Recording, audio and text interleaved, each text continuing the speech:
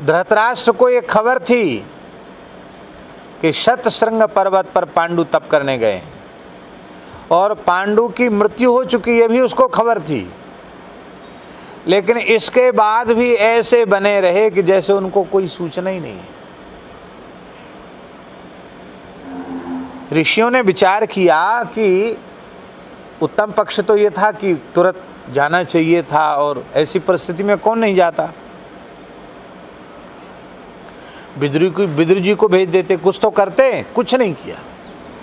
तब ऋषियों ने अपने योग बल से 5 पांडवों को कुंती के सहित एक क्षण में हस्तिनापुर पहुंचा दिया और महाराज को सौंप करके वे तपस्वी उत्तराखंड के ऋषि, आज भी बद्रीनाथ के पहले पांडुकेश्वर नामक स्थान है, वहाँ के ऋषि थे, वो सब वहाँ अंतर्धान होकर के चले गए।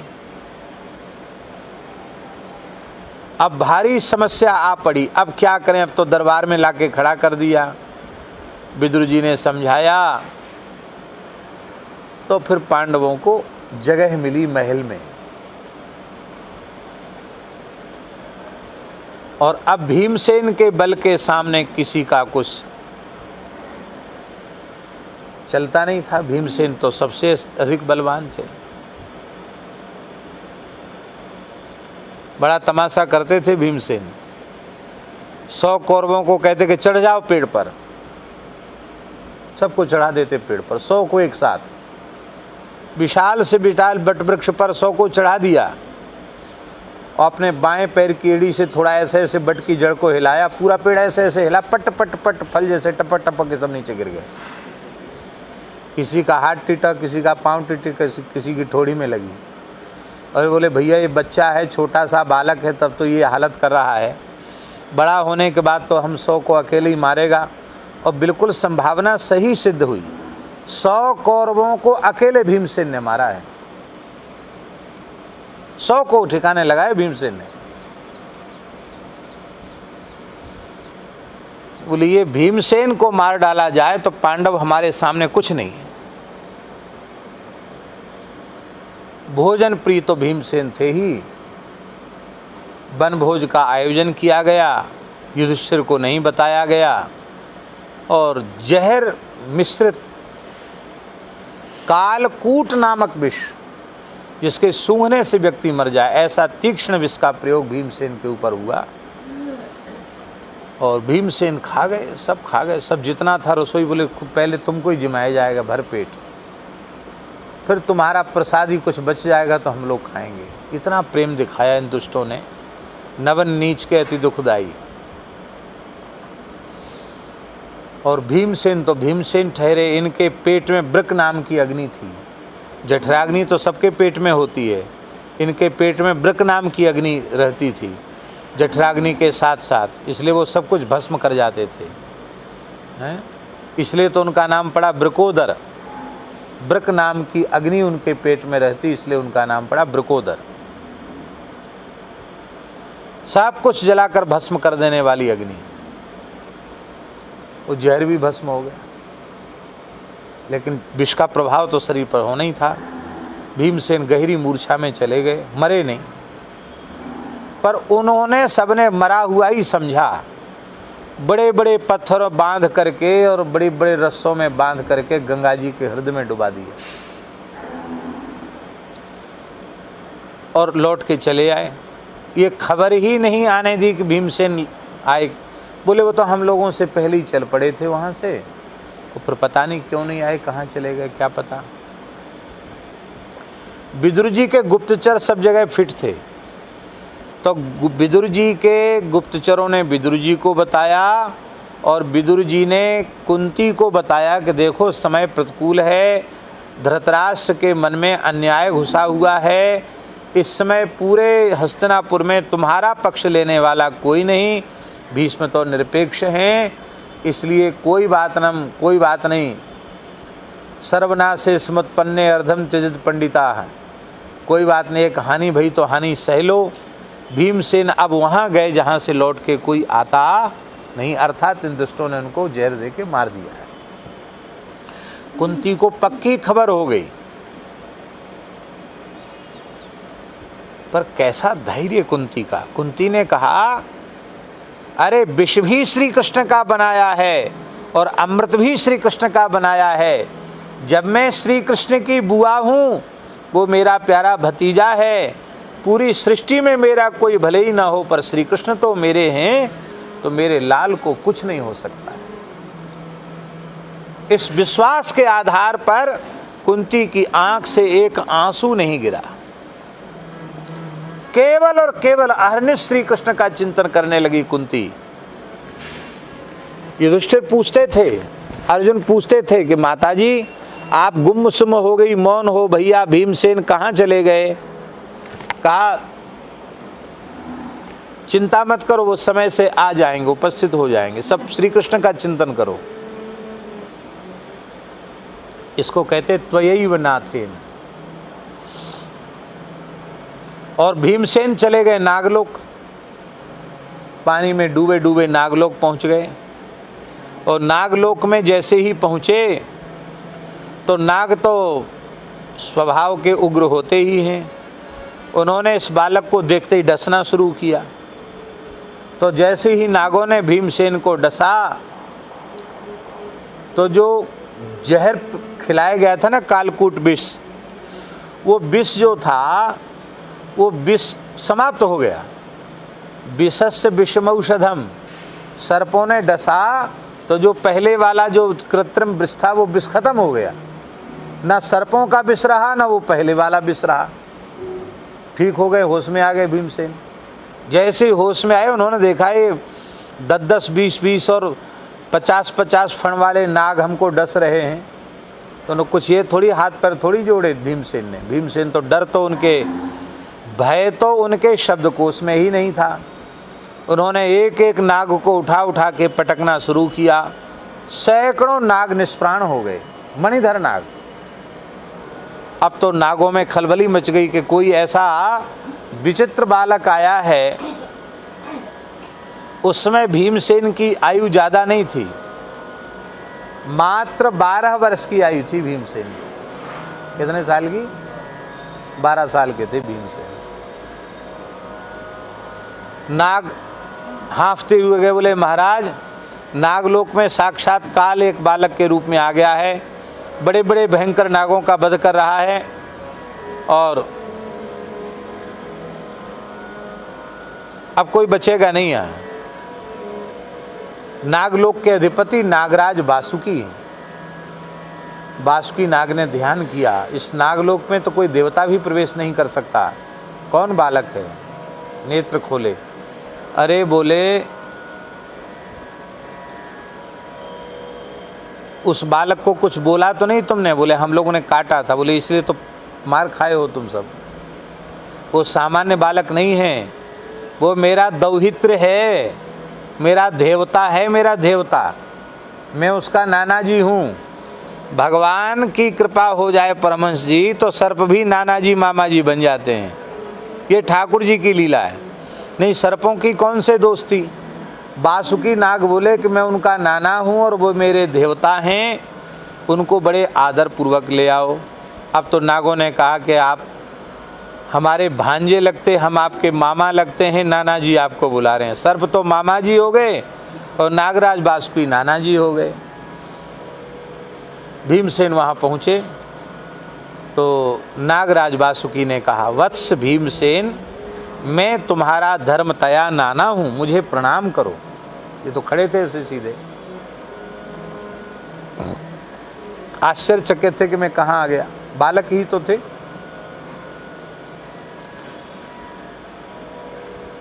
अब नाना जी कैसे लगे सो सुन लीजिए। आपकी जन्मदात्री माता जो कुंती हैं, उनका जन्म तो सूरसेन जी के यहाँ हुआ था। वसुदेव जी की सगी बहन है कुंती, पर उनका पालन पोषण दत्तक पुत्री के रूप में हुआ कुंती भोज महाराज के यहाँ। तो कुंती भोज महाराज से मेरी मित्रता है, नागराज वासुकी ने कहा। तो कुंती भोज मेरे मित्र हैं और उनकी ये धर्म पुत्री हैं, तो मित्र की बेटी भी बेटी ही होती है। इस नाते से तुम मेरे दौहित्र लगते हो और मैं तुम्हारा नाना लगता हूँ। आओ मेरी गोद में बैठ जाओ। गोद में बिठा लिया, बड़ा प्यार किया और कहा देखो नागलोक में ये 7 कुंड हैं, ये अक्षय कुंड हैं अमृत के, पी जाने पर फिर भर जाता है इनमें अमृत। ऐसे अक्षय कुंड हैं, इनमें से जिस कुंड में से तुम जितना अमृत पी सको उतना पी जाओ, और सब में से थोड़ा थोड़ा पी सको तो सब में से पी जाओ, जैसी तुम्हारी इच्छा हो। इससे तुम्हारे ऊपर जीवन में कभी विष का प्रभाव नहीं होगा और हजारों हाथियों का बल तुम्हें प्राप्त हो जाएगा। भीमसेन उस समय भी ऐसे पराक्रमी थे, विलक्षण महापुरुष थे कि 7 कुंड अकेले पी गए, जिसमें मुंह लगाते पूरा पी जाते। नाना जी तो बहुत खुश हुए, बोले भाई देवता हो तो ऐसा हो। बोले अब हमको नींद आ रही है बहुत जोर, क्योंकि अब पचाना है ना उस अमृत को। तो सो गए। तो वासुकी नाग ने कहा कि बालक है, इसको जगाना नहीं। तो 1 सप्ताह तक भीमसेन सोते रहे, 7 दिन 7 रात्रि तक सोते रहे, और सोते सोते उन्होंने सारा अमृत पचा लिया। हजारों हाथियों का बल उनमें हो गया। और फिर आए तो उनका उबटन लगाकर स्नान कराया, मणियों से उनका सुंदर श्रृंगार किया, नई पोशाक धारण कराई और उनको खीर खिलाई। नागराज वासुकी ने खीर खिला करके और उनको कहा कि अब तुम नेत्र मूंदो, और जब हम कहें नेत्र खोलो तो तुम अपने आप को अपनी माता कुंती के निकट पाओगे। तो जैसे ही कहा बेटा भीमसेन नेत्र मूंदो, भीमसेन ने नेत्र मूंदे। थोड़ी देर बाद का नेत्र खोलो तो क्या देखते हैं कि सजे धजे हम अपनी माता कुंती के चरणों में उपस्थित हैं। कुंती के चरणों में प्रणाम किया। तो अब देखो भीमसेन का तो कोई साधन नहीं है, भीमसेन का साधन नहीं है, केवल कुंती का विश्वास। त्वयैव नाथेन, हे नाथ आप त्वयैव नाथेन, आप मेरे नाथ हैं, इस विश्वास के कारण हमारी असंख्यों विपत्तियों से सुरक्षा होगी। इसलिए महाराज जी विनय पत्रिका साधक के लिए दर्पण के समान है। जैसे स्वच्छ दर्पण में स्पष्ट छवि दिखाई पड़ती है, बुरा भला जैसा भी होगा सब दिखाई पड़ेगा दर्पण में, कोई गंदगी लगी तो दिखाई पड़ेगी। ऐसे ही विनय पत्रिका ऐसा दर्पण है जिसमें साधक को अपने सारे गुण दोष दिखाई पड़ने लग जाते हैं, और फिर जब दिखाई पड़ने लग जाता है तो उसको साफ करने का प्रयास करता है। आपने देखा होगा दातुन करते करते कुछ दाढ़ी में इधर उधर लग जाता है, और प्रायः स्नान गृह में कांच लगा रहता है, उसमें दिखाई पड़ता है, तो क्या करते हैं फिर आप? उसको जब तक स्वच्छ नहीं करते तब तक आपको चैन नहीं आती। और मान लो आपको दिखता ही ना हो तो तब दूसरे लोग कहते हैं कि अरे कैसा मुंह धोया है, नाक तो तुम्हारी यहाँ लग रही है, कैसे धोया है? बुंदेलखंड में कहते छिया पोंछ लो।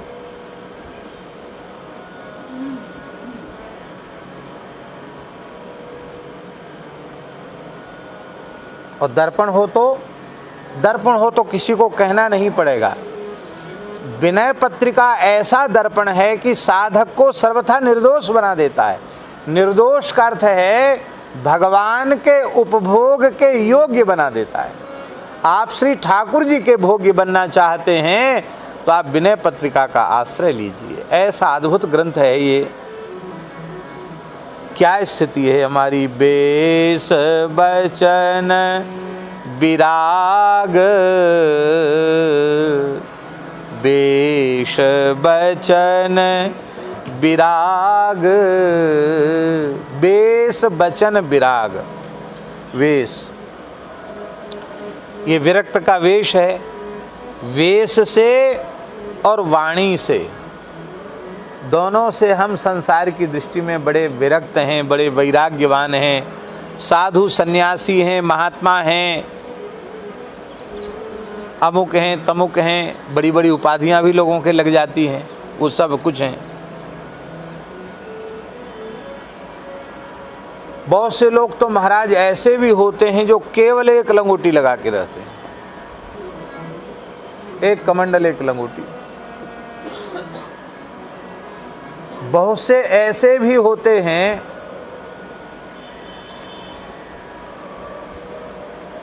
कि लंगोटी भी तक नहीं लगाते हैं। परमहंस अवधूत होते हैं, लंगोटी तक नहीं लगाते हैं। गोस्वामी जी कह रहे हैं वेश बचन विराग, वेश से और वाणी से हम दोनों से विरक्त हैं। लोग यही समझते हैं कि बड़े विरक्त महात्मा हैं। और कपट कर तब अग मन अघ अवगुणन को के कोश, वेश से तो विरक्त हैं, सीधे साधे विरक्त का भेष बना लिया है। केवल एक कौपीन एक कमंडल लिए फिरता हूँ, पर मन में वैराग्य नहीं है। मन में तो भोगों के प्रति, संसार के प्रति, मान बड़ाई पद प्रतिष्ठा के प्रति अनुराग बना हुआ है।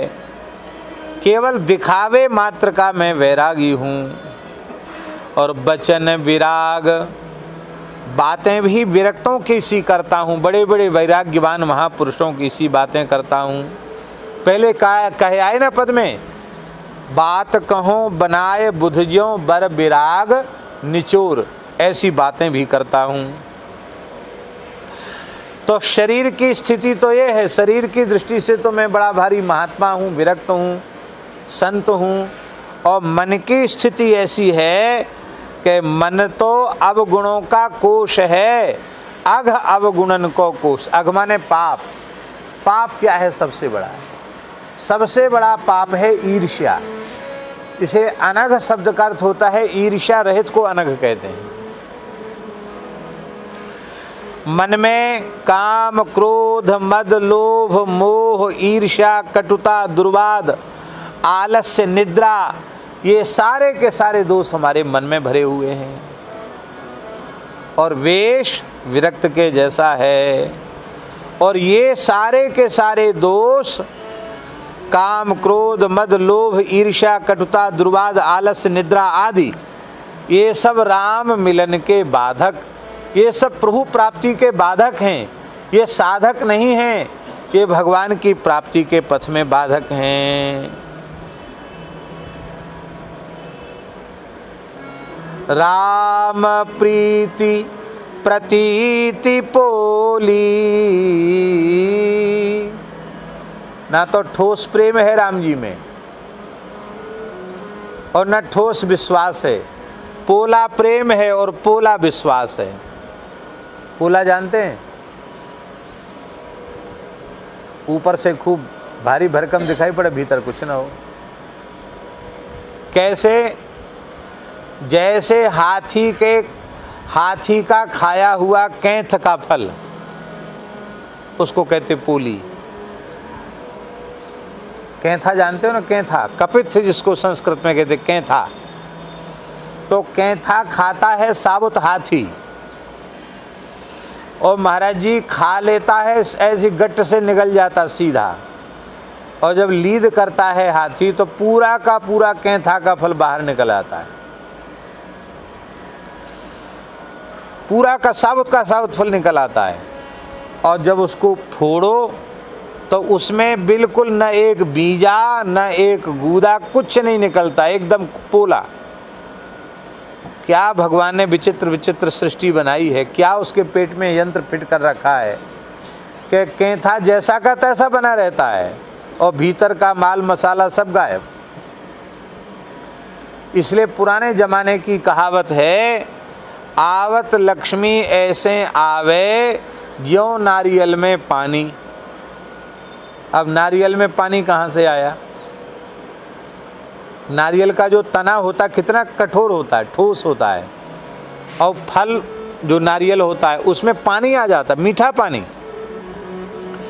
खारे इलाके में, समुद्री इलाके में नारियल ज़्यादा होता है, और नारियल का पानी कैसा होता है? मीठा। तो बुद्धि लगाओ कैसे पानी पहुंच गए इतने ऊपर। ये भगवान की लीला है। आवत लक्ष्मी ऐसे आवे ज्यों नारियल में पानी। और जावत लक्ष्मी ऐसे जावे जैसे कैथा कुंजर खावे। खाक चौक वाले महाराज जी कहते थे ये कहावत, जावत लक्ष्मी ऐसे जावे जैसे कैथा कुंजर खावे। वो देखने में तो वैसे ही रहेगा, भीतर का माल मसाला कहाँ चला गया पता ही नहीं। तो कई धनी मानी ऐसे होते हैं, बड़े अमीर थे, अब देखने में तो वैसे ही लग रहे हैं लेकिन भीतर कुछ नहीं है उनके, थोड़े दिन में दिवालिया घोषित होने वाले हैं, ऐसा।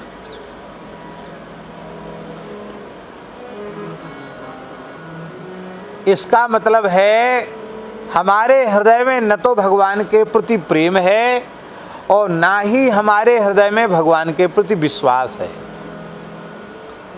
प्रेम भी जो है ना वो पोला पोला है, दिखावटी प्रेम है, और विश्वास भी जो है वो दिखावटी विश्वास है। ये बात बिल्कुल पक्की समझ लीजिए बात कि किसी भी जप तप अनुष्ठान की आवश्यकता नहीं है, केवल भगवान में विश्वास हो जाए तो सारी सिद्धियां करतलगत हो जाएंगी।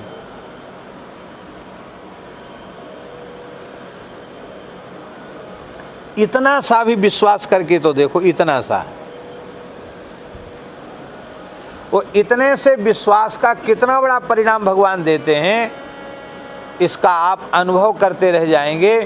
और ऐसी घटनाओं को ही लोग कहते हैं चमत्कार हो गया। क्या कहते हैं?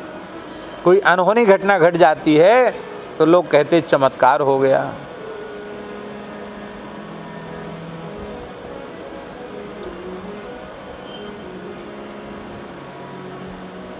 जयपुर से हम लोग नाथद्वारा द्वारा जा रहे थे, उस समय हमारे कमर में बहुत दर्द था। तो रेवासा वाले महाराज जी ने कहा था कि कारुई वाले पंडित जी से पूछते हुए जाना कि हम ऑपरेशन कराएं कि न कराएं, रीढ़ का ऑपरेशन कराएं कि न कराएं, कि पंडित जी से पूछ लेना। उनके ऊपर बड़ा विश्वास। तो पंडित जी से मैंने पूछा, त्यागी जी भी साथ में, त्यागी जी थे ना, तो हम लोग पंडित जी के पास गए। आचार्य योगेंद्र जी भी थे, और कौन था? आप थे? आप नहीं थे।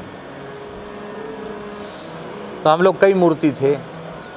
अब चल तो पड़े, तो हमने कहा कारुई जब नाथद्वारा के पास है तो श्रीनाथ जी का दर्शन करेंगे मुख्य रूप से, और पंडित जी मिल जाएंगे तो पंडित जी का भी दर्शन कर लेंगे।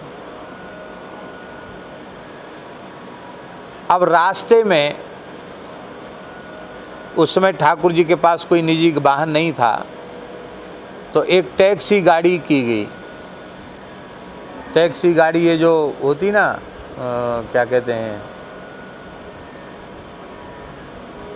8-10 मूर्ति आ जाते हैं उसमें ना, वो मिनी बस जैसी होती ना, टेम्पो ट्रैवलर। तो ट्रैवलर गाड़ी की लोकेश जी ने ट्रैवलर गाड़ी जयपुर से कर दी। बोले कथा पूरी हो गई थी, आप होते हुए निकल जाओगे। ठीक।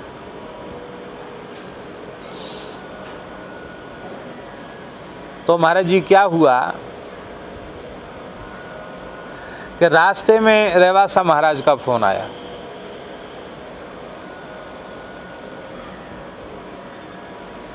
कि आप वहाँ जा तो रहे नाथद्वारा, रात को रुकने की व्यवस्था हुई, किसी से परिचय है?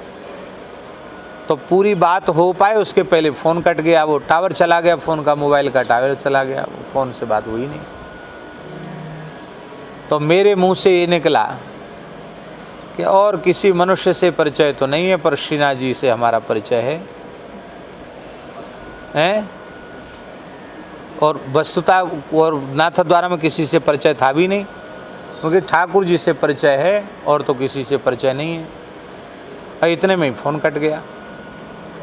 तो फिर मिलाते रहे लेकिन फ़ोन मिला नहीं। तो हमने कि जाने दो, काहे को उनको परेशान करो, और परतंत्रता रहेगी, कोई बात नहीं, हम लोग चाह रहे हैं तो चले ही जाते हैं, कोई बात नहीं। तो वहाँ गए महाराज जी, कारुई होते हुए गए। वहाँ गए तो विचार ये था कि यदि सायंकाल का दर्शन हो जाता है, संध्या ग्वाल दर्शन, तो फिर रुकेंगे नहीं, वहीं से आगे बढ़ जाएंगे, और फिर शायद दिल्ली आना था, दिल्ली होकर के लौट के आना था, ऐसा मन में विचार किया। और वहाँ गए तो कई बार श्रीनाथ जी लीला करते हैं कि और शाम को दर्शन नहीं होता उनके, कई बार ऐसा होता है कि दर्शन नहीं होता है, कहते आज ग्वाल सैन सब हो गया, दर्शन नहीं होगा, कल होगा दर्शन। तो हम लोग गए तो बोले आज ठाकुर जी का अनावसर है, आज दर्शन नहीं होगा। तो अब दर्शन हो जाते तब तो दर्शन करके आगे बढ़ जाते, दर्शन हुए नहीं तो फिर रुक गए कि कल मंगला श्रृंगार करके तब जाएंगे। तो वाहन तो दूर खड़ा हो गया, तो हमने क्या कहा, हमने कहा कि देखो भाई ऐसा पहले नाथ द्वारा आए हैं तो भले ही मंदिर में दर्शन न हो पर ठाकुर जी के द्वार पे देहली को ढोक दे आते हैं, प्रणाम कराते हैं और फिर जहाँ कहीं रुकेंगे वहाँ रुक जाएंगे। तो वहाँ जैसे ही गए, त्यागी जी तो थे साथ, जैसे ही गए प्रणाम किया देहली को, तो एक सज्जन वल्लभ कुली तिलक लगाए खड़े थे पंडित जी जैसे, बोले बाबा कहाँ से आए? तो हमने कहा हम लोग वृंदावन से आए हैं। अच्छा वृंदावन से आए हैं, कहाँ ठहरे हैं? हमने कहा कहीं नहीं ठहरे, अभी तो आए ही हैं। अच्छा कहीं रुकने की व्यवस्था नहीं हुई? नहीं हुई। तो बोले आज दर्शन तो होंगे नहीं पर आप भीतर पधारो। तो हम सबको भीतर ले गए, वो भीतर ले कर के इतना बड़ा लडुआ तो उन्होंने हमको दिया, इतना बड़ा लडुआ, और सब संतों को दिया और सबको 100-100 रुपये दिया और 500 रुपये हमको दिया। उन पंडित जी मैं मने कर रहा हूँ, बोले नहीं नहीं नहीं ये तो अतिथि सत्कार है, और बोले अब आपके रुकने की व्यवस्था पहले से चलो। तो एक पास में ही बिल्कुल मंदिर से लगी हुई धर्मशाला थी, वहाँ ले गए और बोले महाराज कोई कमी की बात नहीं है, जितने कमरे में चाहो सब कमरे आपके ही हैं, आप जाए चाहो वहाँ रोको। महात्मा तो महात्मा ही होते, यहाँ नहाए वहाँ लंगोटी सूख रही, वहाँ गमछा सूख रहा है। तो महात्माओं ने खूब, अच्छा हमको मन में हुआ कि महात्मा सब ठहर तो गए हैं अलग अलग कमरा में, लेकिन अब सवेरे भुगतान करना पड़ेगा, 1-2 में ही गुजारा कर लेते हैं हम लोग, लेकिन अब कहें किसको, मन कर कोई बात नहीं। स्नान ध्यान किए, स्नान ध्यान के बाद वे सज्जन एक झवरिया भर के प्रसाद लेके आए, कढ़ी भात और जाने क्या क्या, कच्चा पक्का इतना सामग्री लेके आए कि हम लोग खा नहीं सकते। तो हमने कहा भाई सूखा सूखा तो रख लो और गीला गीला पाओ। तो सब लोगों ने पाए, थोड़ा मिठाई भी लिया, और वो प्रसाद वृंदावन तक आया बच करके, इतना प्रसाद था महाराज। और दूसरे दिन वो फिर आ गए, बोले चलो दर्शन करने। तो एकदम ठाकुर जी के सन्मुख दर्शन कराया, मंगला भी किया, श्रृंगार भी किया, ऐसा मन लग गया ठाकुर जी में। और वहाँ से जब लौट के आए तो हमने सोचा कि चलो यहाँ कुछ दे दें, अथवा ये बेचारे पंडा जी हैं इनको ही कुछ दे दें।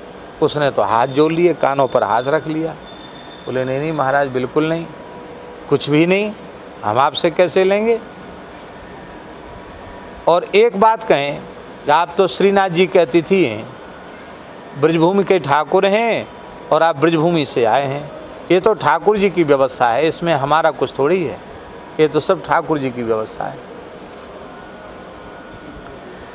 तो प्रेम से सबको रहाया पवाया। और तो और आश्चर्य की बात है, वहाँ दूध की सेवा करने वाला एक दूधिया बोला महाराज हमारे पुरखा श्रीनाथ जी के साथ जतिपुरा से आए थे उस ज़माने में, हम उनके वंशज हैं, गूजर हैं, हम जाति के गूजर हैं, और हम श्रीनाथ जी के संग आए, और बाबा हम तो आपकी कथा सुने, तो हम कुछ गौ सेवा आप कर देना, आप गौ की बात खूब करते, कुछ गौ सेवा हमारी तरफ से। तो वो ला करके महाराज तमाम मलाई का पुआ और रबड़ी जाने क्या क्या बहुत चीज़ लेके आया प्रसाद में। बोले ये प्रसाद है श्रीनाथ जी का।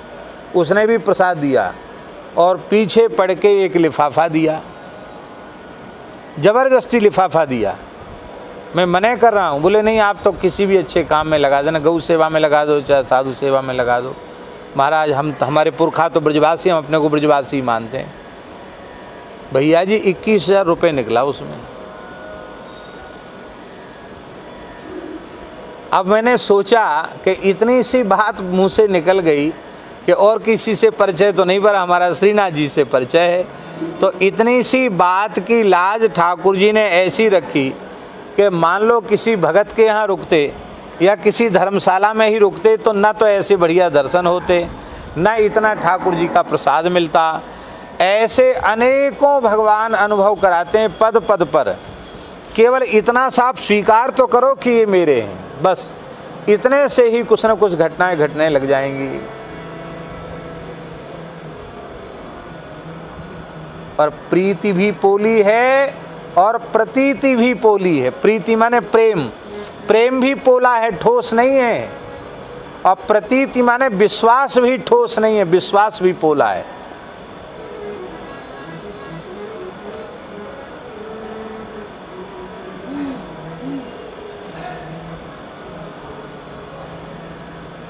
भगवान के ऊपर विश्वास नहीं।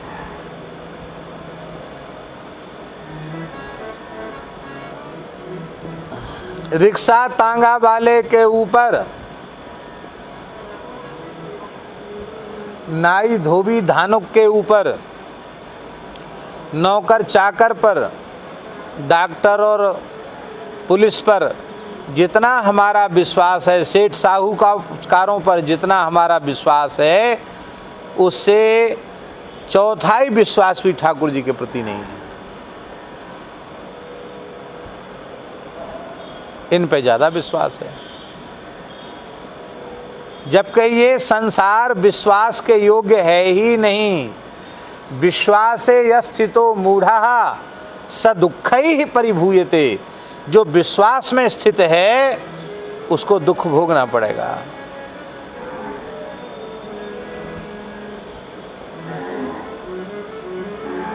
यह संसार कागज की पुड़िया, बूंद पड़े भूल जाना है, रहना नहीं देश बिराना है। सब कुछ नाशवान है। किस पर विश्वास किया जाए? इस शरीर पर विश्वास है क्या? किसी पर भी विश्वास नहीं। टीवी देखने लग जाओ, लीला देखने में उतना मन नहीं लगेगा जितना टीवी देखने में लगेगा।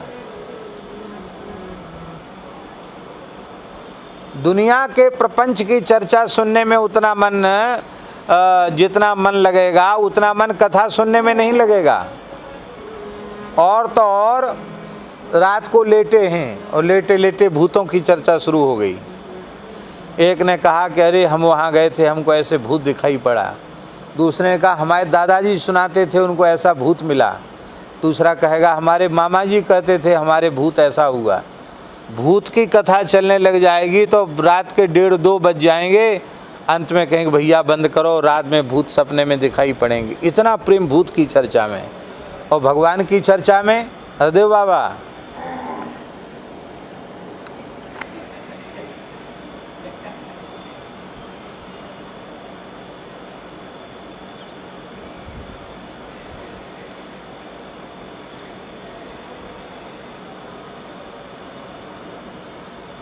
राग रंग हम लोगों की स्थिति ये है, राग रंग कुसंग ही सो। हमारा प्रेम कुसंग में है, सत्संग में प्रेम नहीं है। हम बार बार ये कहते हैं आप चाहे जितने बुरे हों, पर आप बुरों का संग मत करो, और अधिक बुराई आपके जीवन में आती चली जाएगी। हम बुरे से बुरे हैं, घृणित से घृणित हैं, नालायक से नालायक हैं, पर जो हमसे श्रेष्ठ हैं हम उनका ही संग करेंगे। हम अपने से निकृष्ट का संग नहीं करेंगे। हमने देखा खाक चौक में, जब थे खाक चौक में, पूज्य बड़े महाराज जी विराजमान थे, तो सेठ साहूकार आते। महाराज जी के ज़्यादा समय तो कोई ठहर नहीं सकता था। 2 दिन से तीसरे दिन में महाराज जी हल्ला मचाने लग जाते थे।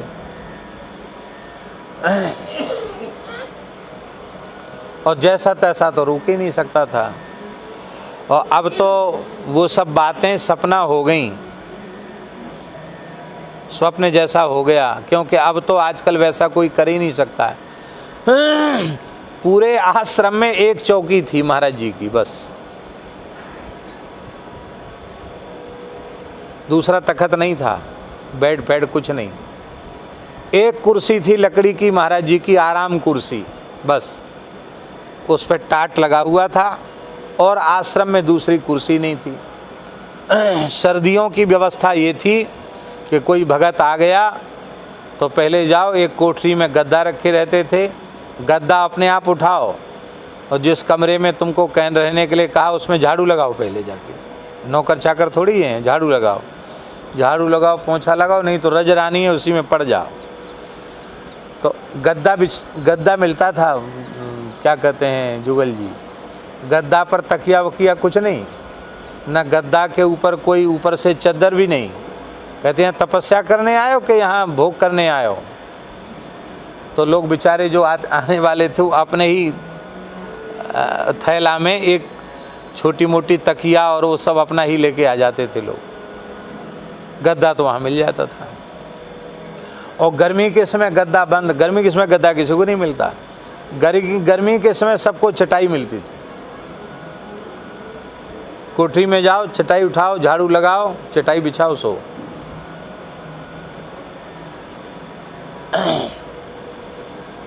और एसी तो आश्रम में था ही नहीं। कूलर भी पूरे आश्रम में एक था, एक कूलर। कूलर नहीं बोलते थे महाराज जी, कुल्हड़ कहते थे, कुल्हड़। जब खूब तेज गर्मी पड़ती तो कहते कुल्हड़ में आ जाओ सब, बैठ जाओ कुल्हड़ में आ जाओ सब, कुल्हड़ में आ जाओ। एक हॉल था, उसमें महोत्सव शुरू होता था, कूलर चलने वाला महोत्सव, जैसे पंचांग देख के मुहूर्त निकलता हो कूलर चलाने का। बस कुआं से पानी खींचो, कूलर में डालो, फिर कूलर के सामने सब बैठ जाते थे। सोना नहीं, यहाँ सोना नहीं, हवा लो, ठंडी ठंडी हवा लो। और 2 घंटे 2.5 घंटे चलाने के बाद धकाधक बिजली फूक रही है, धकाधक बिजली फूक रही है, तुम्हारे बाप यहाँ आके बिल नहीं भरेंगे, बंद करो बंद करो। बस महाराज वो ऐसी तपस्या, जबरदस्ती तपस्या करवा लेते थे महाराज जी, विलक्षण महापुरुष से। किस बात? हाँ, तो भगत भी उनके ऐसे थे पक्के कि बड़े बड़े करोड़पति उसी व्यवस्था में रुक जाते थे और फटकारते तो खूब थे महाराज। जो पक्के थे, गिने चुने, वो ही आते थे, जैसे तैसे तो आते ही नहीं थे। महाराज जी का ऐसा स्वरूप था। तो हमने ये देखा कि आश्रम में रहने वाले विद्यार्थी, उनका प्रेम संतों से नहीं होता था, महाराज जी से नहीं होता था, हमसे भी बहुत ज़्यादा नहीं होता था, लेकिन उन सेठों के साथ उनके गाड़ी चलाने वाले ड्राइवर, उनसे उनका प्रेम हो जाता, ड्राइवर से प्रेम हो जाता। अथवा उनके कोई नौकर चाकर एक आध साथ में रहते, नौकर चाकर लेके तो कोई आ नहीं सकता महाराज जी के पास, भगत ही कह के लाना पड़ता था नौकरों को भी। एक आध कोई नौकर है जो थोड़ा बहुत सहायता करे सामान उठाने की भी कम से कम, तो नौकरों से प्रेम हो जाता था। तो महाराज जी कहते थे, देखा भलो भलाई पे लहे लहे निचाई नीच, सुधा सराही अमरता गरल सराही मीच। अरे महाराज, गोस्वामी जी के वेद मंत्र हैं, वेद मंत्र, वेद मंत्र हैं, वेद मंत्र। देखो, इनका प्रेम साधुओं से नहीं है, नौकर चाकरों से प्रेम है, आईवर ड्राइवरों से प्रेम है। ये महाराज जी तो अपने ढंग से कहते थे, लेकिन एक बात समझ में आती है कि आप ब्राह्मण बालक हैं, आपको नौकर चाकर से, ड्राइवरों से प्रेम करने की क्या आवश्यकता है? उनके गले में हाथ डालने की या उनके पास बैठने की क्या आवश्यकता है? उनका क्या खान पान है? तुम संध्या करते हो, गायत्री जपते हो, भगवान का प्रसाद पाते हो, हैं? आए हुए अतिथि का सत्कार कर दो, पर्याप्त है। पर प्रेम हम लोगों का देह गेह में आसक्त पुरुषों से है, व्यसनी जीवों से हमारा प्रेम है, हमारा प्रेम भगवान से नहीं। एक विद्यार्थी आया महाराज जी के पास, बहुत पहले की बात है, तब ये लोग सब कोई नहीं आए थे। इतना अच्छा संस्कारवान बालक था और महाराज जी ने निश्चय कर लिया था कि ये बच्चा यदि वेश ले लेता है तो इसको खाक चौक का उत्तराधिकारी इसको बना दिया जाएगा। इतना अच्छा संस्कारवान लड़का था। और मैंने उसको सावधान किया, मैंने कहा देखो तुम विद्यार्थी बन के आए हो, पर यदि साधु बनना चाहते हो तो तुम विद्यार्थियों का संग मत करो, क्योंकि इनकी प्रवृत्ति घर की ओर है और तुम्हारी प्रवृत्ति भगवान की ओर है। तो तुम इनके पास बैठोगे तो कभी साधु नहीं बन पाओगे। साधु और विद्यार्थी, विद्यार्थी विद्यार्थी है, वो पढ़े लिखे, पर साधु को विद्यार्थी का संग क्यों करना? आप साधु बनना चाहते हैं तो महाराज जी का संग कीजिए, एक दो संत जो रहते हैं उनका संग करो, विद्यार्थियों का संग मत करो। लेकिन उसने माना नहीं, और नहीं माना तो उसका परिणाम यह हुआ कि महाराज जी अत्यंत प्रसन्न थे और किसी बात पर विद्यार्थियों ने ही भड़का दिया उसको। विद्यार्थियों को पता चल गया कि ये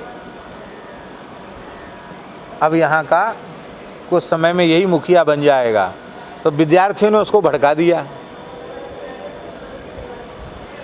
विद्यार्थियों ने भड़का दिया, किसी बात में कुछ गलती बन गई तो महाराज जी के यहाँ केस तो लंबा चलता ही नहीं था कि लोअर कोर्ट में जाए, फिर लोअर कोर्ट से हाई कोर्ट में जाए, फिर अपील हो जाए तो सुप्रीम कोर्ट में चले, ये तो था ही नहीं। वहाँ तो lower court, high court, supreme court सब अकेले महाराज जी ही थे, और जो उनकी वाणी से जजमेंट निकल गया वो निकल गया। निकाल यहाँ से, निकाल यहाँ से, बस निकाल लीजिए। उसके बाद फिर हम आ गए, हमारे आने के पहले की बात मेरे सामने घटी घटना। ऐसी तमाम घटनाएं, आप यदि भगवान की ओर बढ़ना चाहते हैं तो भगवदीय जीवों का ही संग करें। गृहस्थों का संग भी उतनी देर तक के लिए करें जितनी देर तक कथा कीर्तन हो। इसके अलावा गृहस्थों का भी संग ज़्यादा न करें। बड़े बड़े महात्माओं को गृहस्थ अपने जैसा बना देते थोड़ी समय में।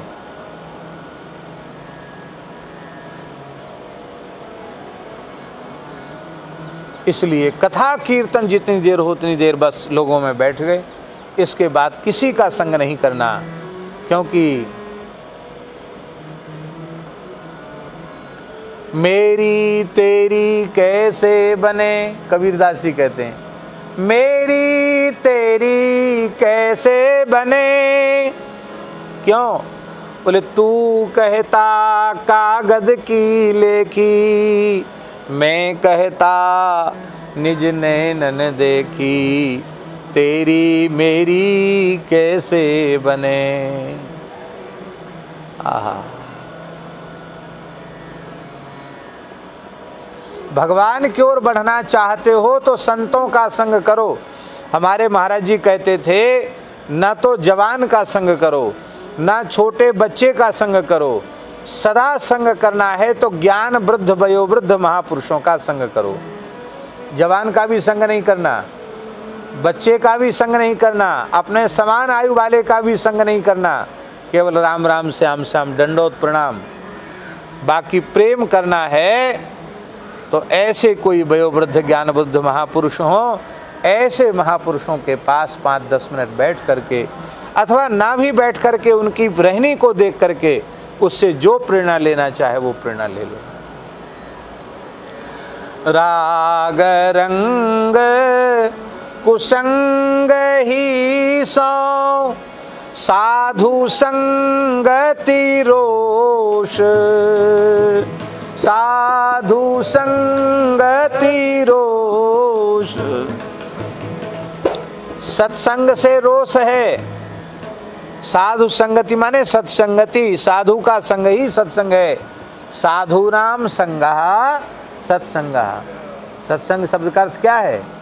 साधु नाम संगः सत्संगः, अथवा सताम संगः सत्संगः। सत्पुरुषों का संग कहो या साधु पुरुषों का संग कहो, उनका संग ही। तो सत्संग में प्रेम नहीं है, कुसंग में प्रेम है हमारा। साधु संगति रोष, साधु संगति से तो रोष है। देखो, हम अपने मन की बात कह रहे हैं आपको। हमारे अत्यंत निकट रहने वाला व्यक्ति सेवा में कोई चूक हो जाए चलेगा, और किसी काम में चूक हो जाए बिल्कुल चलेगा, कोई चिंता की बात नहीं। लेकिन यदि श्रद्धापूर्वक सत्संग करता है तो वो व्यक्ति हमको बहुत प्रिय लगता है। अत्यंत श्रद्धापूर्वक सत्संग करे, वह व्यक्ति मुझे अत्यंत प्रिय लगता है, क्योंकि हमें ऐसा विश्वास है कि सत्संग करने वाले की सफाई इतनी बढ़िया हो जाती है, योग ध्यान जप तप तीर्थ यात्रा बड़े बड़े उपवास बड़े बड़े कठोर साधन करने से भी जैसी अंतःकरण की शुद्धि नहीं होती है, वैसी अंतःकरण की शुद्धि सत्संग से हो जाती है, ऐसा हमारा विश्वास है। और ये पहले हम कह चुके हैं विनय पत्रिका के कौन से पद में कहा, देखो अभी पद बता देते हैं आपको। श्री वृंदावन बिहारी लाल की, हाँ, पद संख्या 155। विश्वास एक राम नाम को इस पद में गोस्वामी जी ने कहा, सब दिन सब लायक भव गायक रघुनायक गुण ग्राम को, बैठे नाम काम तरु तर डर कौन घोर घन घाम को, विश्वास एक राम नाम को।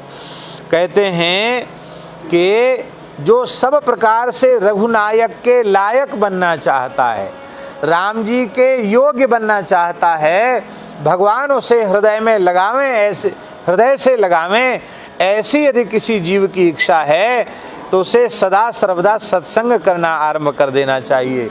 सत्संग में गोस्वामी जी कह रहे हैं, सत्संग में बैठते बैठते जीव भगवान को प्रिय हो जाता है, सारे दोषों का समन हो जाता है, उसका चिंतन ही बदल जाता है, उसका विचार ही बदल जाता है।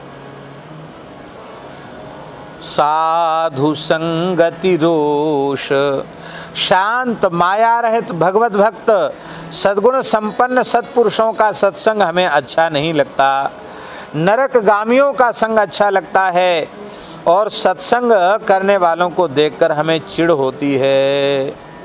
तो ऐसी स्थिति हमारी है। हमारी स्थिति कैसी है?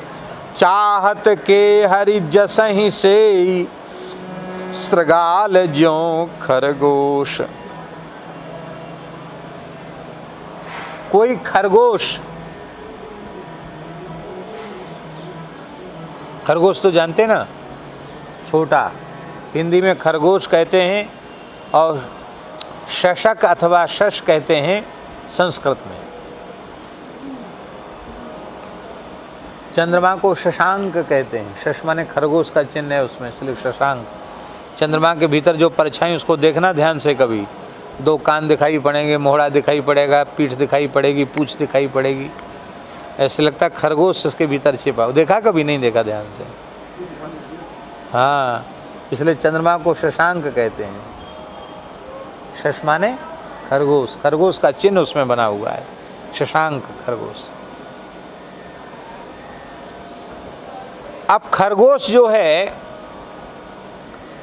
वो शियार की सेवा करे, और यश चाहे कि हमको बनराज बब्बर शेर है, केहरी माने बब्बर शेर, बनराज सिंह, सिंह की सेवा से जो यश मिलता है वो यश हमको मिले, और सेवा शेर की न करे, करे सियार की सेवा। तो सियार की सेवा करके सिंह की सेवा का यश कैसे प्राप्त कर सकता है? इसका आशय क्या है? इसका आशय ये है, देह गेह में आसक्त भोगी विषयी विमुख प्राणियों का जो कुसंग है वो खरगोश व जीव रूपी खरगोश के द्वारा इन सियारों की सेवा है, और संतों का संग जो है वो सिंह की सेवा के समान है। सिंह प्रसन्न हो जाए खरगोश के ऊपर, खरगोश की सेवा से, तो वो खरगोश सबसे छोटा प्राणी है जंगल का, लेकिन यदि सिंह प्रसन्न हो जाए तो उस खरगोश को कोई टेढ़ी आंख से देख नहीं सकता। अरे खरगोश की बात छोड़ दो, एक बकरी थी, बकरी, पंचतंत्र की कथा है। एक बकरी थी, वो झुंड से बिछुड़ गई तो बेचारी जंगल में भटक गई। चांदनी रात थी, चौरे मैदान में कहाँ बैठूं कहाँ जाऊं, कोई ना कोई खा जाएगा हमको। उस बकरी ने क्या देखा, चांदनी रात में चौरे मैदान में एक शेर के पंजे का चिन्ह बना हुआ है, शेर का पैर का चिन्ह बना हुआ है। तो उस बकरी ने मन में सोचा कि किसी बलवान का ही आश्रय लेना चाहिए। तो शेर का पंजा है, समझिए आसपास में ही शेर रहता है, बैठ गई वहाँ। अकेले उस बकरी को बैठा हुआ देख करके सबसे पहले सियार आया। सियार आक्रमण करता है बकरी के ऊपर। सियार आया, इस घनघोर जंगल में कैसे बैठी है, डर नहीं लगता? बकरी बोली, भला मैं क्यों डरूं? डरो तुम, तुम्हारा खानदान, हम क्यों डरें? हमको कोई डर भय नहीं है। जरूर इस बकरी के पीछे कोई ताकत है, तब तो ऐसे बोल रही है बढ़ चढ़ के। किसकी ताकत से बोल रही है बकरी? ले आंख फूट गई तेरी, देख यहाँ क्या है। सियार ने देखा शेर के पंजे का चिन्ह। कहा, बनराज सिंह के चरण चिन्ह की सुरक्षा में मैं बैठी हूँ। किसी का पैर इस पर न पड़ जाए, कोई इनको लांघ न जाए, मुझे नियुक्त किया गया है। भाग गया महाराज सियार। फिर भेड़िया आया, उसको भी वही चिन्ह दिखा के भगा दिया। एक एक करके बड़े बड़े हिंसक जीव आए, सबको पैर दिखा देती, भगा देती। अंत में महाराज शेर आया रात्रि को, उसको शिकार नहीं मिला था, वो भूखा था। उसने देखा बकरी आराम से जुगाली कर रही है, तो शेर ने गर्जना की। शेर ऐसे नहीं मारता किसी पर, चीता तो आक्रमण कर देता धोखे से, पर शेर कभी धोखे से आक्रमण नहीं करता। शेर पहले गर्जना करेगा। गर्जना करेगा मतलब सावधान करता है कि तुमको यदि ताकत हो तो लड़ लो हमसे, ऐसे वैसे हम नहीं, तुमको धोखा करके नहीं मारेंगे, ताल ठोक के मारेंगे। तो शेर का स्वभाव होता पहले गर्जना करता है। शेर ने गर्जना किया। गर्जना किया तो बकरी कुछ नहीं, डरी भरी कुछ नहीं, चुपचाप शांति से बैठी रही। शेर को आश्चर्य हुआ कि हमारी तो दहाड़ सुनकर जंगल के प्राणी भागने लग जाते, चुपचाप बैठी है। तो शेर पास में गया तो बड़ी विनम्रता से उठ के खड़ी हो गई, सिर झुका के प्रणाम किया। आइए महाराज, प्रणाम। कहा, अरे बकरी, तुझे यहाँ डर नहीं लगता? कि सरकार, आपके होते हुए हमें डर कैसे? हमने आश्रय ले रखा है ना। किसका? बोले आप देख लो। शेर ने देखा, ये तो मेरे पैर का चिन्ह है। बोले ये तो मेरे पैर का चिन्ह है। बोले हजूर, मैं जंगल में यहाँ आई तो मैंने ये देखा। मैंने कहा मेरे मालिक के पैर के ऊपर, पैर के चिन्ह के ऊपर किसी का पैर न पड़ जाए, कोई इसको लांघ न जाए, तो मैं इसी की उपासना करने के लिए इसकी सुरक्षा में यहाँ बैठ गई। शेर तो महाराज गदगद हो गया, उसका रोम रोम खिल गया। शेर ने कहा, वाह, ऐसा भगत तो हमको जीवन में पहली बार मिला, मेरे पैर के चिन्ह की उपासना करने वाला। बोले मैं परम प्रसन्न हूँ, क्या मांगती है? खाने का विचार तो छोड़ ही दिया। मैं परम प्रसन्न हूँ, क्या मांगती है? उसने कहा, मैं दो चीज़ें मुझे चाहिए। क्या? कि एक तो महाराज, अब मैं थक गई हूँ, अपने घर तक पहुँच नहीं सकती, अपने मालिक के यहाँ तक, तो अमुक गांव में अमुक की मैं बकरी हूँ, वहाँ तक मुझे पहुँचा दिया जाए। एक तो मैं ये चाहती हूँ। और महाराज, अब मैं दोपहर में कुछ चारा चरा था, मुझे भूख लग। बकरी हमेशा मुँह चलता बकरी का, खाई पी बकरी को भी सामने धरो तो कुछ ना कुछ मुँह मार देगी, बकरी का स्वभाव होता है। तो बोली हमको भूख भी लग रही है। तो शेर ने तुरंत हाथी को बुलाया। गजराज, सरकार आज्ञा। बोले हमारी भक्ता है ये, इसको खोपड़ी पे बिठा। हाथी को दंडवत करवा दिया बकरी को, और वो बकरियाँ उछल करके हाथी की खोपड़ी पे चढ़ गई। बोले जंगल की बढ़िया बढ़िया कोमल कोमल पत्तियाँ खिलाओ इसको, जब इसका पेट भर जाए तो मेरे पास लाना। सब जगह पत्ती खिला करके बोले अब पेट भर गया? बोले हाँ भर गया पेट। आया, अब क्या आज्ञा है? बोले अब आज्ञा ये है कि अमुक गांव में अमुक व्यक्ति के द्वार तक इसको पहुंचा करके आओ। श्लोक मुझे याद नहीं आ रहा, अजात चरति मस्तके। तो बताओ, एक बकरी ने पैर के, शेर के पैर के चिन्ह का आश्रय ले लिया, तो हाथी के सिर पे चढ़ गई, और वृक्षों के ऊपर की टुनंग की कौपल उसको खाने को मिल गई। और कोई साक्षात संत का आश्रय ले ले, भगवान का आश्रय ले ले, तो उसे क्या नहीं मिल जाएगा। तो एक बकरी शेर के पैर का आश्रय लेकर के सेवा करके ऐसा हो सकती है तो सत्संग करके, साधुओं का संग करके कोई जगत श्रेष्ठ, जगत पूज्य क्यों नहीं हो सकता? अवश्य हो जाएगा। तो कहते हैं कि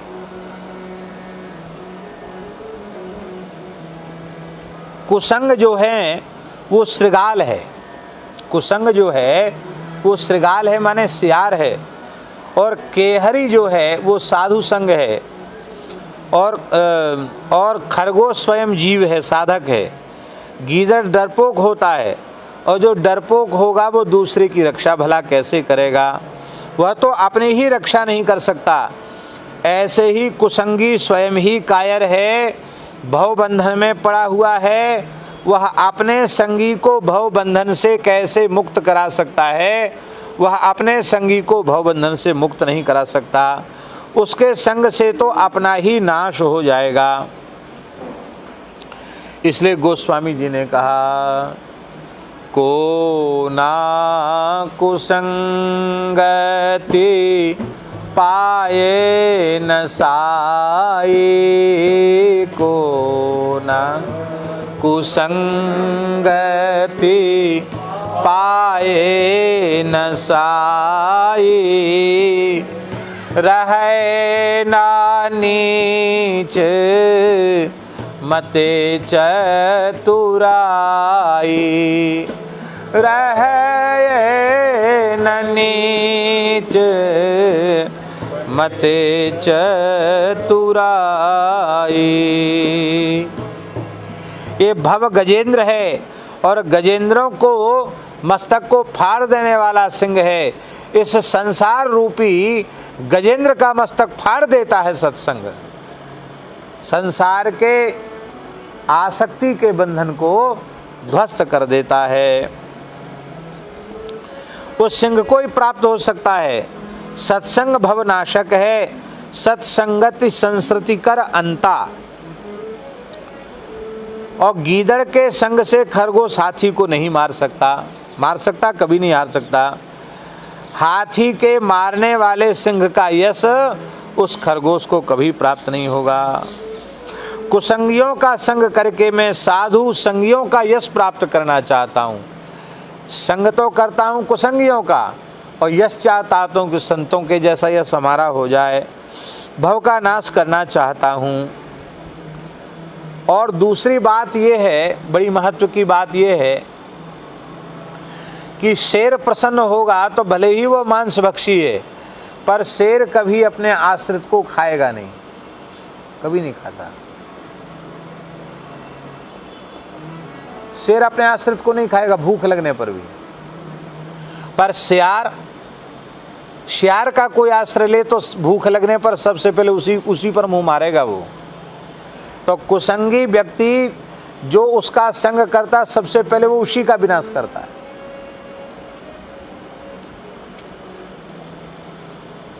एक चोर था, जंगलों में चोर रहते हैं छिपने के लिए। तो उस चोर ने क्या देखा कि एक शेर के पंजे में सूजन है और बहुत कष्ट पूर्वक चल रहा है वो। तो समझ गया कि इसको कोई जहरीला कांटा लग गया है, उसी से इसके पस बन गया है।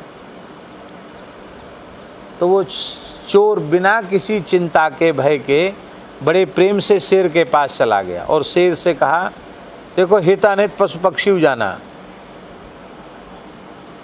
उसने कहा, भैया हम तुम्हारा कुछ बुरा करने नहीं आए, हम तुम्हारी सेवा करने आए।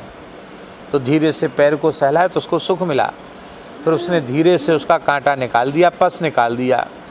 जंगल की कोई जली लूखड़ी थी, उसको लगा दिया और शेर ठीक हो गया। अब शेर मित्र हो गया उसका। वो जंगल में रहता था, शेर चला गया। कालांतर में वही व्यक्ति चोरी में पकड़ा गया तो राजा ने दंड दिया उसको। राजा ने दंड दिया कि इसको शेर से जिंदा ही खवा दिया जाए। और संयोग की बात है, वही शेर जिस शेर के पैर में पंजे में कांटा चुभा था, वही शेर राजा ने पकड़वाया और पिंजड़े में भूखा करके बंद रखा। और भूखे शेर को जैसे ही छोड़ा गया उस व्यक्ति के पास, वो तो स्वाभाविक है, वो तो मर ही जाता। लेकिन शेर ने आकर जैसे ही सूंघा तो वो पहचान गया, वो सूंघ कर पहचान गया कि वही व्यक्ति है जिसने मेरे पैर का। तो महाराज वो क्या किया उस शेर ने, वो शेर उस चोर के पैर के तलुए को चाटने लग गया कृतज्ञतापूर्वक कि तुमने मेरे प्राण बचाए हैं, मैं भूखा होने पर भी मर भले जाऊं पर मैं तुम्हारा भक्षण नहीं कर सकता। इसलिए भैया कभी निकृष्ट का संग मत करो, अपने से श्रेष्ठ पुरुषों का ही सदा संग करना चाहिए। लेकिन हमारी स्थिति ऐसी है, मैं चाहता तो यह संतों का हूँ और सेवन करता हूँ, सत्संग का नहीं कुसंग का सेवन करता हूँ। और आगे बड़ी प्यारी बात करें, शंभु शिखवन रसन हूँ नित, राम नाम ही घोष, शंभु नाम ही घोष, दंभ कली नाम कुंभज दंभ,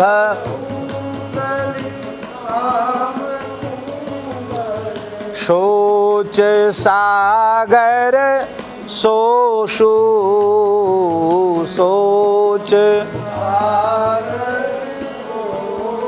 है प्रभु मेरो ये सब दोषु, है प्रभु मेरो ये सब, है प्रभु मेरो ये सुध दो, है प्रभु मेरो ये सब दोष।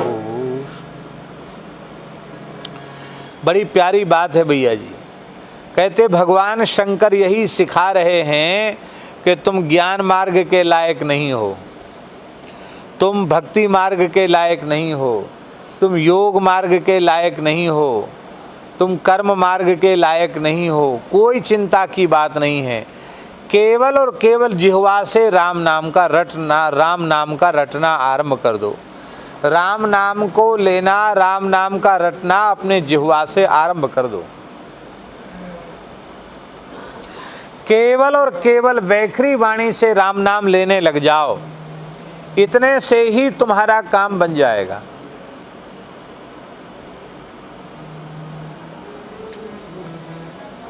कितने मार्ग हैं?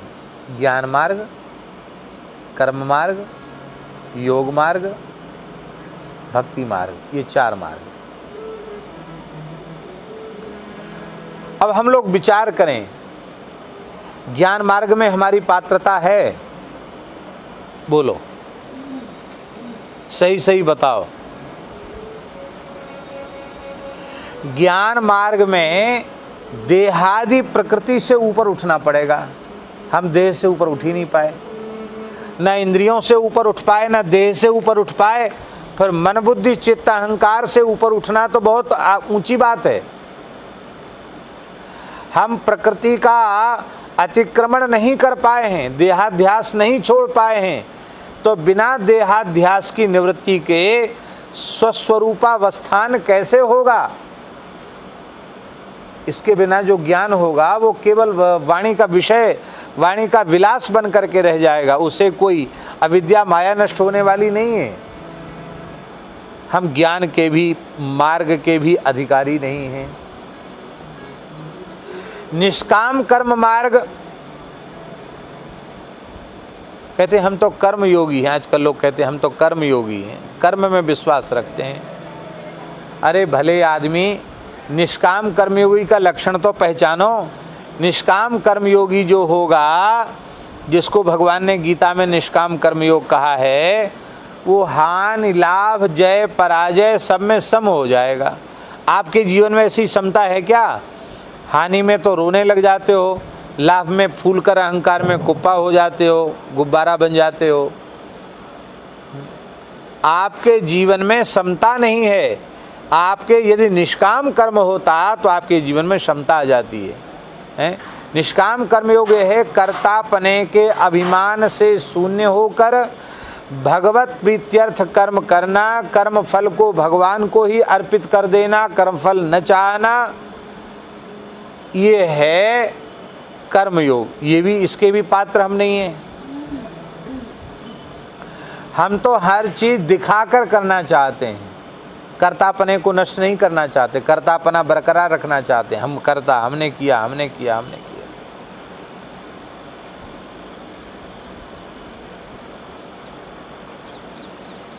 ज्ञान योग के अधिकारी नहीं भये, कर्म योग के अधिकारी हम सिद्ध नहीं भये, योग मार्ग के भी अधिकारी सिद्ध नहीं भये। यम नियम आसन प्राणायाम प्रत्याहार धारणा ध्यान समाधि अष्टांग योग है, नाद योग राजयोग हठ योग लय योग, ये सब उसके भेद हैं। हमारे जीवन में यम नियम ही नहीं है तो आसन प्राणायाम प्रत्याहार धारणा ध्यान समाधि कहाँ से होगी। हम योग मार्ग के भी पात्र सिद्ध नहीं हो रहे हैं इस युग में। तो बोले भाई भक्ति मार्ग सबसे सरल है, तब हम भक्ति मार्ग पर चलने वाले साधक बन जाएं। कहू भगति पथ कवन प्रयासा, भक्ति पथ बहुत अच्छा है। भगति पथ राजमार्ग है, ये राजमार्ग है। धावन निमिलेवा नेत्रे न स्खले न पते दिया, दौड़ के चलो, आंख मूंद के चलो, आंख खोल के चलो, इस पर स्खलन पतन नहीं है। पर भैया ये सामान, ये प्रारंभ की भक्ति है। भक्ति की जो परिभाषा है वो क्या है? तैल धारावत अखंड अविच्छिन्न भाव से भगवान नाम रूप गुण लीला की अखंड स्मृति, इसका नाम है भक्ति। ऐसी भक्ति भी हमारे पास नहीं है। हम तो माला लेकर बैठते हैं, उस समय भी स्मृति खंड हो जाती है, अखंड स्मृति नहीं रहती। अखंड स्मृति हमारे में है ही नहीं। अब बोलो, अब क्या करोगे? शास्त्रों ने, वेदों ने, व्यास वाल्मीकि प्रभृति ऋषियों ने हमारे कल्याण के 4 ही मार्ग बताए थे, ज्ञान, कर्म, भक्ति और योग। और चारों में हमारी पात्रता सिद्ध नहीं भई। तो अब हम क्या करें? यद्यपि वो दूसरे प्रकरण का पद है, लेकिन हमें याद आ गया तो हम एक पंक्ति उसकी बोल देते हैं। हमारी मीरा जी कह रही हैं, गली तो चारों बंद हुई, गली तो चारों बंद हुई। घट रहा है ना यहाँ, ये 4 गली थी ठाकुर जी तक पहुंचने की। गली तो चारों बंद हुई, हरि को मिलन कैसे होए। गली तो चारों,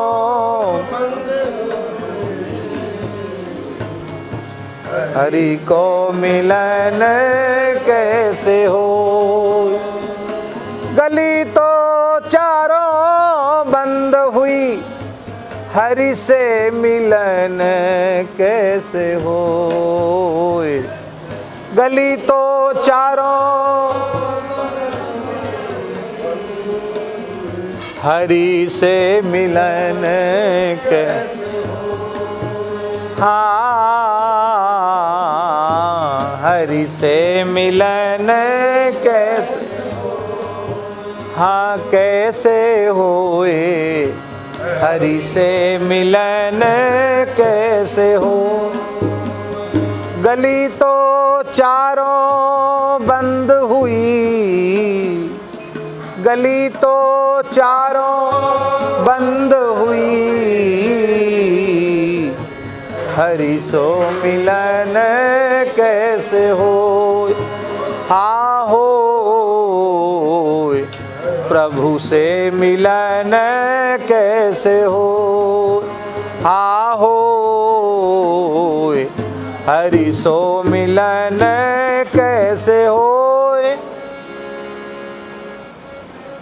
अब कैसे मिलना होगा ठाकुर जी से? गली तो चारों बंद हुई।